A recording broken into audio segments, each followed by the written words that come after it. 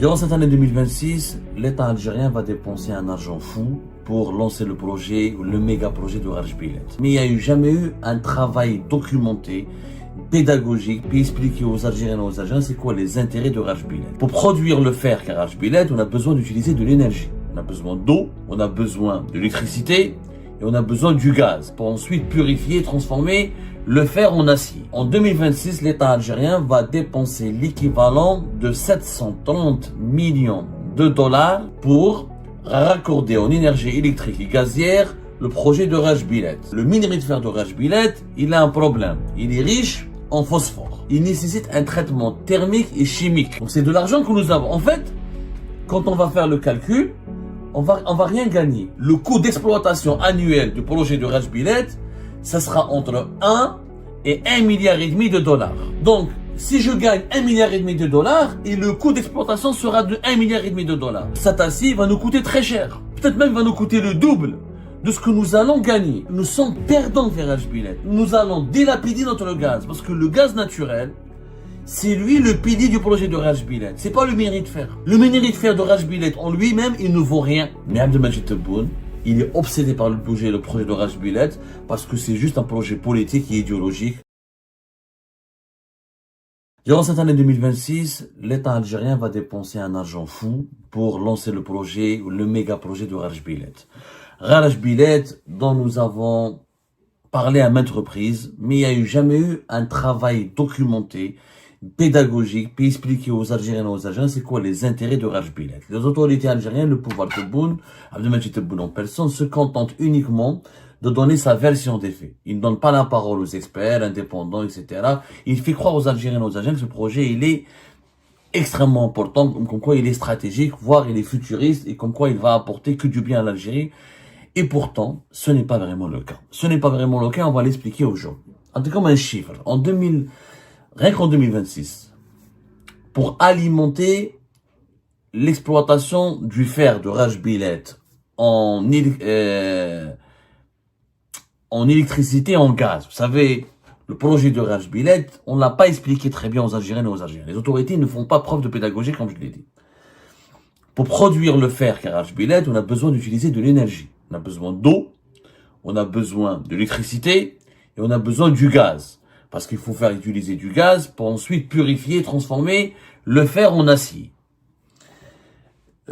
En 2026, l'État algérien va dépenser l'équivalent de 730 millions de dollars, je dis bien l'équivalent de 730 millions de dollars, pour raccorder en énergie électrique et gazière le projet de Rajbilet. Tindouf et Béchar. 730 millions de dollars. C'est quand même important, Est-ce que c'est intelligent de donner du gaz et de l'électricité à Rajbilet alors que l'Algérie aurait pu ou pourrait exploiter du gaz et le produire et l'exporter directement à l'étranger? Faisons un débat, pesons le pour et le contre. Mais d'abord, rappelons les faits. Scientifiquement, il faut savoir que le minerai de fer de Rajbilet, il a un problème. Il est riche en phosphore. Contrairement à d'autres minerais de fer qui existent à travers le monde, il nécessite un traitement thermique et chimique. Pourquoi? Parce qu'un minerai qui est riche en phosphore, il n'est pas exploitable. Son prix sera bas. Il faut le purifier. Il faut enlever ce phosphore pour le rendre utilisable et il faut qu'il ait une teneur de phosphore conforme à certaines normes pour que ce fer puisse être transformé en acier. Alors, la technique que l'Algérie va utiliser pour réduire le phosphore, ça s'appelle la réduction directe, DRI. L'Algérie va utiliser une technologie de réduction directe du fer qui utilise le gaz naturel et non pas le charbon. Dans d'autres pays, à travers le monde, on utilise souvent le charbon pour réduire, pour purifier le fer. Il lui a enlevé le phosphore. C'est comme le charbon est très polluant, et comme en Algérie on n'a pas beaucoup de charbon, on a plus de gaz, on va utiliser le gaz naturel. Le gaz naturel sera utilisé comme un agent, on appelle ça un agent réducteur. Par la suite, une fois qu'on va le nettoyer ce fer, on va l'amener de Tindouf sur une ligne de chemin de fer de 950 km vers Béchar. Cette ligne de chemin de fer va donc ramener acheminer le fer vers un centre, un complexe sidérurgique pour transformer le fer en acier. Et l'objectif de l'Algérie est de 2 à 10 millions de tonnes d'acier par an, à moyen terme. Au début, on va commencer par 2 millions de tonnes. On est censé commencer dès maintenant par 2 millions de tonnes. D'ailleurs, depuis 2025, on est censé avoir produit 2 millions de tonnes, ce qui n'est pas vrai parce que on n'a pas terminé le chemin de fer, etc. Donc, on n'a que du fer, on n'a pas encore d'acier. Il y a une différence, entre le fer et l'acier. L'acier, c'est le produit final. C'est la transformation du minerai de fer en acier. C'est le produit final qui sera utilisé pour les besoins industriels. Le fer, le minerai de fer, c'est la matière première.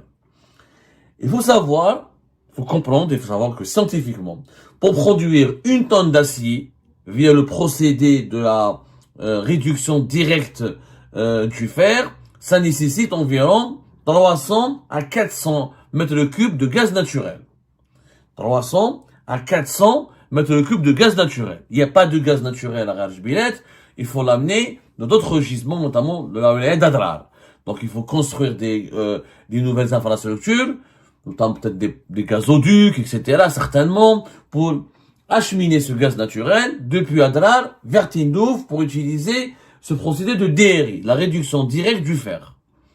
Donc on va dépenser pour 2 millions, si on commence à 2 millions de tonnes d'acier, multiplié 400 mètres cubes de gaz par 2 millions, vous avez l'équivalent de 800 millions de mètres cubes de gaz naturel qu'on va utiliser pour produire de l'acier.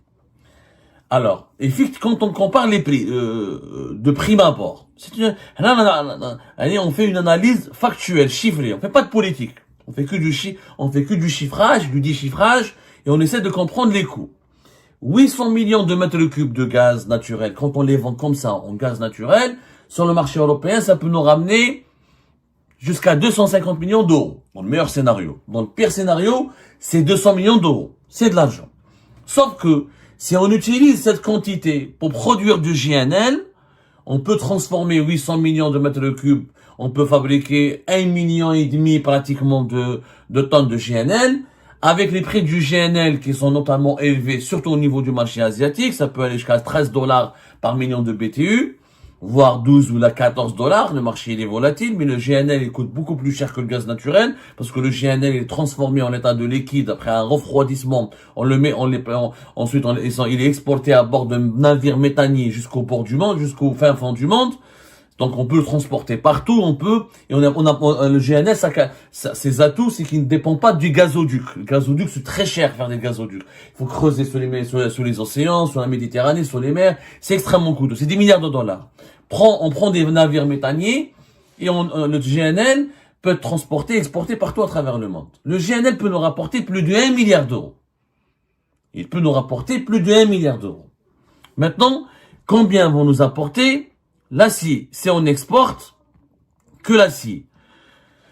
Avec les prix, il faut savoir que il y a deux prix que vous devez connaître. L'acier en ce moment est à 750 $, 750 $ la tonne. Voilà. L'acier ces derniers temps se porte bien. Depuis 6 mois, les prix ont augmenté de 11%, mais depuis une année, les prix ont baissé de 20%. Et depuis 3 ans, les prix de l'acier ont baissé de 35%, 35,1%. Les prix du fer, le minerai de fer pur, lui, il est à 108 $ la tonne. Il est en augmentation légère de 0,35% et il est en hausse de 10% par rapport à l'année dernière. Donc le minerai de fer, ça va, 10% d'augmentation, mais l'acier, il est en chute.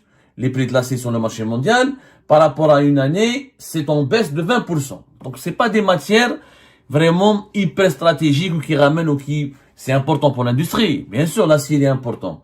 Mais, qu'on n'est pas une période, un âge d'or au niveau des marchés. Les prix sont pas vraiment florisants. Il faut multiplier, si on produit 750 par 2 millions de tonnes. C'est simple, fait calculatrice. 750 actuellement, multiplié par 2, on a 1,5 milliard. On parle en dollars là, je parle en dollars. Alors que moi, je lui parlais tout à l'heure, en euros, kiff kiff. C'est-à-dire que, si on exporte de l'acier transformé, c'est 1,5 milliard. Si on vend du GNL, c'est 1,3, 1,2 jusqu'à 1,5 milliard de dollars. Pratiquement 1,5 milliard. C'est le même coût. Sauf que, dans le coût de production de l'acier qui proviendra du fer de Rajbilet, nous avons des coûts de transport importants.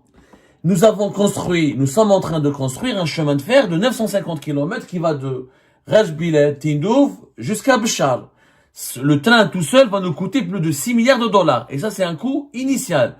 Il peut y avoir de la surfacturation, il peut y avoir du surcoût parce que construire un train dans le désert, il faut l'entretenir, les chemins de fer, il faut ramener les engins, les nouveaux trains, etc. Ça va coûter très très cher. Énormément cher. Il faut savoir que le train, il est essentiel. Pourquoi? On n'a jamais expliqué aux Algériennes et aux Algériens pourquoi ils font un train. Si on n'a pas fait le train Alger-Béchar, transporter le minerai de fer de Rajbilet jusqu'au complexe de transformation sidérurgique de Béchar, le coût va nous coûter entre 20 et 30 dollars par tonne, par camion.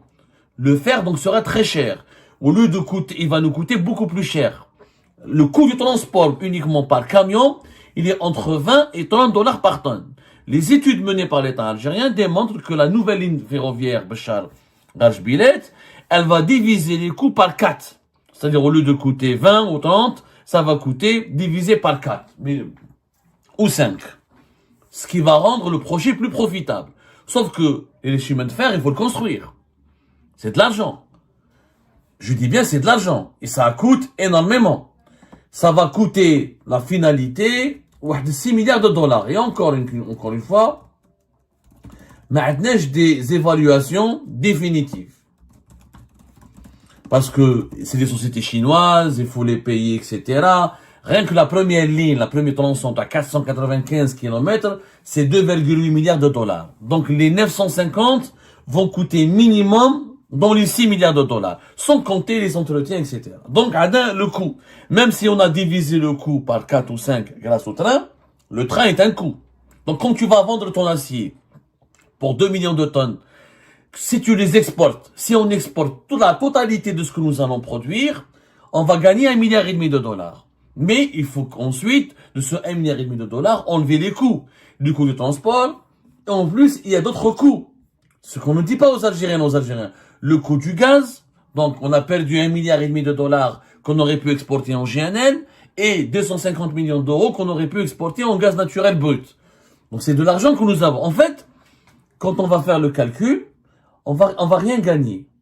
Sarahatan, avec Rajbilet, on va rien gagner. D'abord, il y a il faut savoir que le coût d'exploitation annuel, pour 2 millions de tonnes, le coût d'exploitation annuel du projet de Rajbilet, ça sera entre 1 et 1,5 milliard de dollars.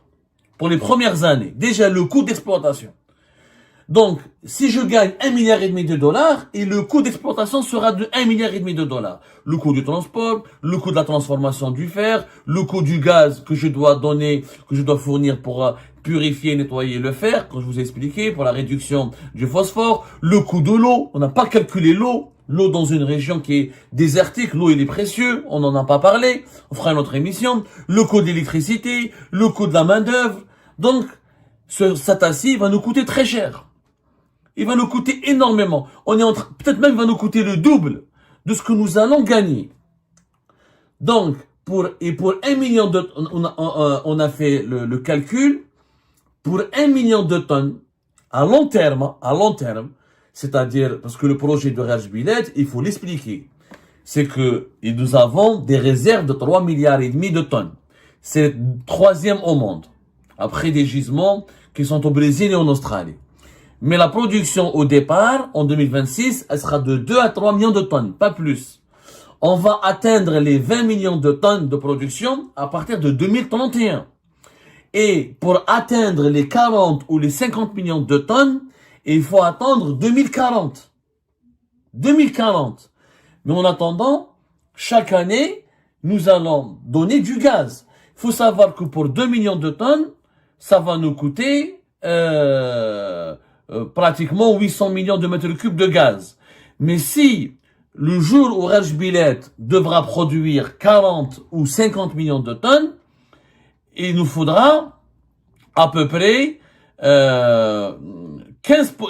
milliards et demi de mètres cubes.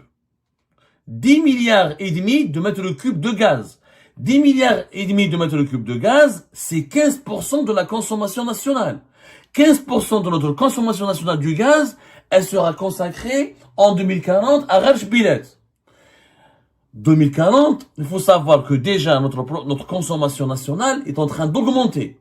15% de la consommation d'aujourd'hui. En 2040, la consommation nationale de l'Algérie va beaucoup plus augmenter par rapport à aujourd'hui. Déjà en 2030, on estime qu'on va dépasser les 73 milliards de mètres cubes de gaz. Donc, en 2040, l'Algérie va peut-être, on sera largement au-delà de 60 millions de personnes. C'est la croissance démographique ne ralentit pas. Et on aura besoin certainement de plus de 80 milliards de mètres cubes. Donc, ça sera plus de 15%. 10 milliards de mètres cubes, ça va être énorme. 10 milliards et demi de mètres cubes, ça va être, c'est vraiment énorme. Ça sera entre 15 et 20% de la consommation nationale de notre gaz. On doit prendre 10 à 20%, alors que nous avons des besoins domestiques, nous avons du gaz de ville, nous avons d'autres projets industriels, nous avons la nécessité, est-ce qu'on pourra d'ici 2040 continuer à exporter du gaz ou là. Donc il faudra enlever 15 à 20% de notre production nationale, de notre consommation nationale actuelle du gaz, pour la donner à Rajbilet. Hadou les 10 milliards et demi de mètres cubes, si on les vend en gaz tout court, c'est 4 milliards de dollars. 4 milliards en gaz tout court. Le gaz naturel, c'est celui qui passe par le GNL. Mais si on vend celui qui passe par les gazoducs, par les fameux gazoducs qui traversent la Méditerranée pour aller vers l'Espagne, vers l'Italie. Mais si on les vend, avec en GNL, c'est énorme. Ça dépasse les 10 milliards de dollars. La même chose, si on va aller en acier, si on va exporter toute la totalité de la production de Rajbilet, on va gagner 15 milliards de dollars de produits d'exportation. C'est la même chose que si on va exporter du GNL. Sauf que, c'est pas parce que tu gagnes 15 milliards de dollars quand le projet sera terminé en 2040 que tu vas le rentabiliser. Parce qu'il faut mettre un temps pour le rentabiliser. Le retour sur investissement, selon les études de l'État algérien, est prévu vers 2030, à condition de maîtriser les coûts et les délais. Sauf que le coût total du projet lui-même sera de 15 milliards de dollars. Pour le réaliser, 15 milliards de dollars. Donc, il faudra attendre 2040 pour pouvoir gagner 15 milliards de dollars, alors que nous avons déjà, alors que pour produire et pour exporter et gagner les 15 milliards de dollars, il fallait déjà dépenser ces 15 milliards de dollars. Donc, en aucun cas, nous allons pouvoir récupérer cet investissement avant 2040. En aucun cas.